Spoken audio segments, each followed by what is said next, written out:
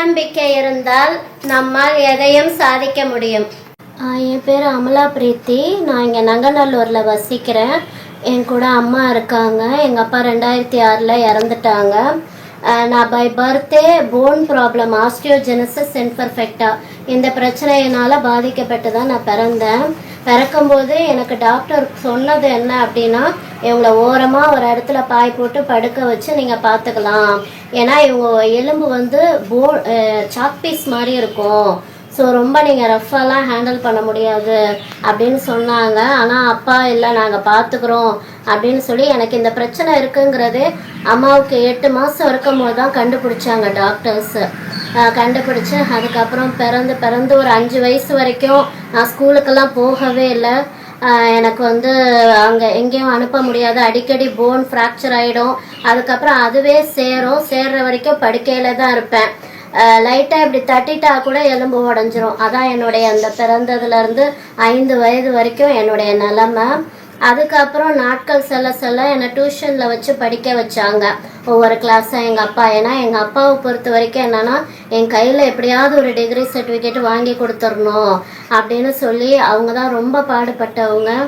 So அதுக்காக இது பண்ணும்பொழுது அதுக்கப்புறம் 10th முன்னே ஒரு 6th ஸ்டாண்டர்டுக்கு அப்புறம் தான் ஒருத்தவங்க கொடுத்தாங்க சஜஷன், வீட்டிலே இருந்து படித்தோன்னா எந்த ஒரு ப்ரூஃப்மே இருக்காது, ஸோ அதனால் நீங்கள் ஸ்கூலில் சேருங்க அப்படின்னு சொல்லி என்னை பல்லாவரத்தில் இருக்கிற Saint Teresa Girls Higher Secondary School அங்கே சேர்த்தாங்க. அங்கே படிச்சுட்டு 10th ப்ரைவேட்டாக எழுதினேன். வீட்டில் வந்து படிச்சுட்டு எனக்கு டியூஷன்லாம் அரேஞ்ச் பண்ணுவாங்க எங்கள் அப்பா. அப்படி சொல்லி கொடுத்து படித்து எழுதினேன். 10th 72% வாங்க முடிஞ்சது. அதுக்கப்புறம் பார்த்தீங்கன்னா எனக்கு வந்து அப்போது அந்த சமயத்தில் 2005 வந்து பார்த்தீங்கன்னா 4 இங்கே அண்ணா யூனிவர்சிட்டியிலேருந்து ஒரு பிரான்ச்சு தமிழ்நாடு ஓப்பன் யூனிவர்சிட்டின்னு ஒன்று ஓப்பன் பண்ணியிருந்தாங்க. அதில் பார்த்தீங்கன்னா +1 +2 முடிக்கலனாலும் ஒரு என்ட்ரன்ஸ் எக்ஸாம் மாதிரி எழுதிட்டு அங்கே தமிழ்நாடு ஓப்பன் யூனிவர்சிட்டியில் பிசிஏ சேரலாம் அப்படின்னு சொல்லி ஏற்படுத்தியிருந்தாங்க. ஸோ அதில் நான் ஜாயின் பண்ணி அந்த ப்ரிப்பரேட்டரி எக்ஸாம், அந்த 11th 12th மேத்தமெட்டிக்ஸ் போர்ஷன் எல்லாமே வரும். அந்த எக்ஸாம் எழுதி முடிச்சுட்டு அதுக்கப்புறம் பிசிஏ படித்தேன். பிசிஏல ஃபர்ஸ்ட் கிளாஸ் செகண்ட் ரேங்க் எடுக்க முடிஞ்சது.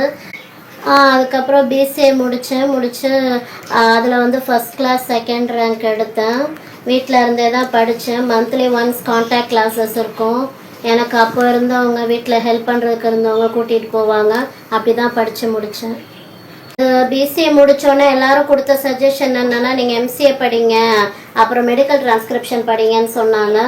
எனக்கு வந்து அதில் இன்ட்ரெஸ்ட் இல்லை. எனக்கு டிசைனிங்கில் தான் ரொம்ப இன்ட்ரெஸ்டாக இருந்துச்சு. ஸோ அதனால் அப்போலோ கம்ப்யூட்டர் எஜுகேஷனில் டிசைனிங் ஜாயின் பண்ணி படித்து முடித்தேன்.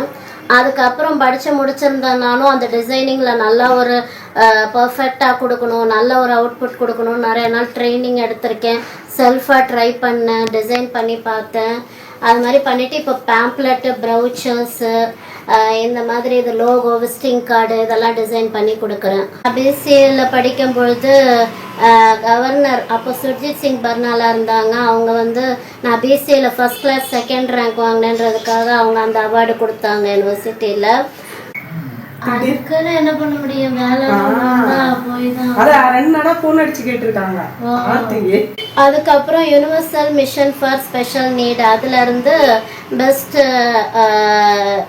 டிசபிலிட்டி, அதாவது டிசபிலிட்டியாக இருந்தாலும் அவங்களாலையும் நல்ல ஒரு வேலையை செய்ய முடியும், ஒரு பர்ஃபெக்ட் அவுட்புட்டை கொடுக்க முடியுன்றதை பாராட்டி எனக்கு கொடுத்தாங்க.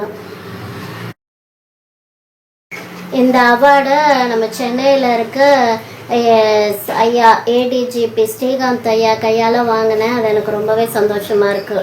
என்னோடய ஆம்பிஷன் என்னென்னா, எனக்கு அப்பா 2006 இறந்துட்டாங்க.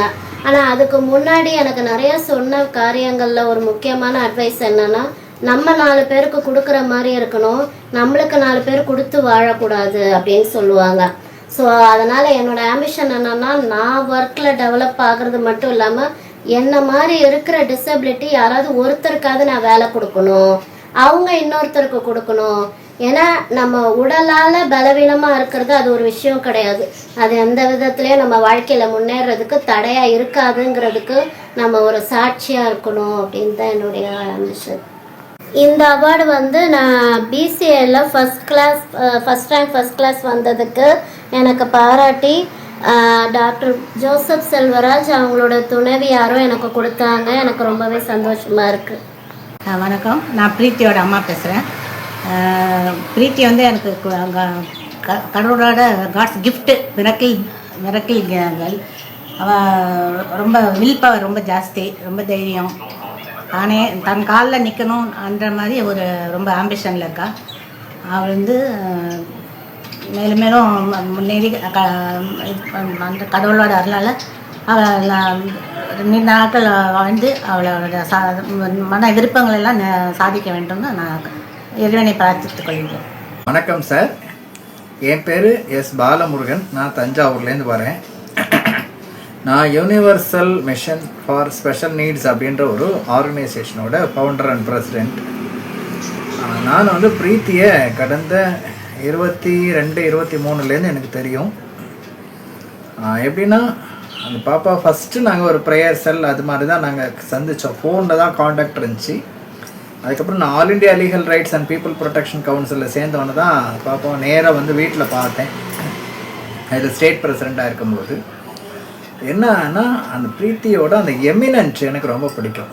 அதாவது எந்த விஷயமானாலும் ஒரு விஷயத்த முயற்சி எடுத்து அதை செய்யணும், அதில் வெற்றி அடையணுன்ற அந்த ஃபஸ்ட்டு விஷயம் எனக்கு ரொம்ப பிடிக்கும்.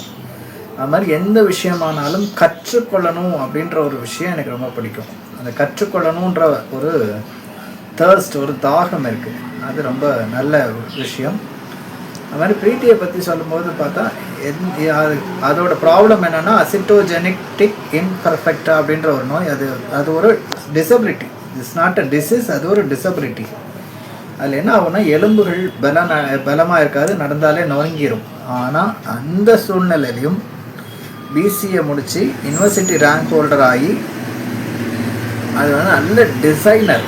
இந்த பாப்பா வந்து ஒரு நல்ல designer. Web designing, visiting card, browser, இந்த நியூஸ் பேப்பர் எல்லாமே நல்லா டிசைன் பண்ணக்கூடிய ஒரு விஷயம்.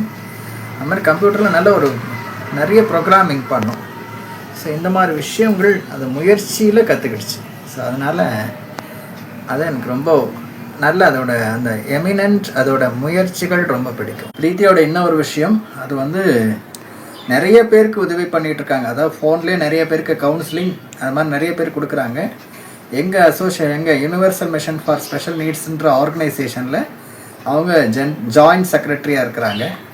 அது எனக்கு என்னென்னா இந்த பிள்ளையை பார்க்கும்போது ரொம்ப பெருமையாக இருக்குது. ஏன்னா இந்த சூழ்நிலையிலையும் இன்றைக்கி நல்ல லெவலில் அவங்களோட ஆம்பிஷன், அவங்களுடைய ஒர்க், அவங்களோட பர்ஃபார்மன்ஸ் எல்லாமே நல்ல லெவலில் இருக்குங்கும் போது நிறைய எந்த ஒரு உதவியும் யாருடைய சப்போர்ட்டும் இல்லாதபடி இருந்தாலும் தனியாக நின்று சாதிக்கிறோம் அப்படின்ற ஒரு விஷயத்தில் அந்த பிள்ளை எனக்கு ஒரு நல்ல ரோல் மாடல்.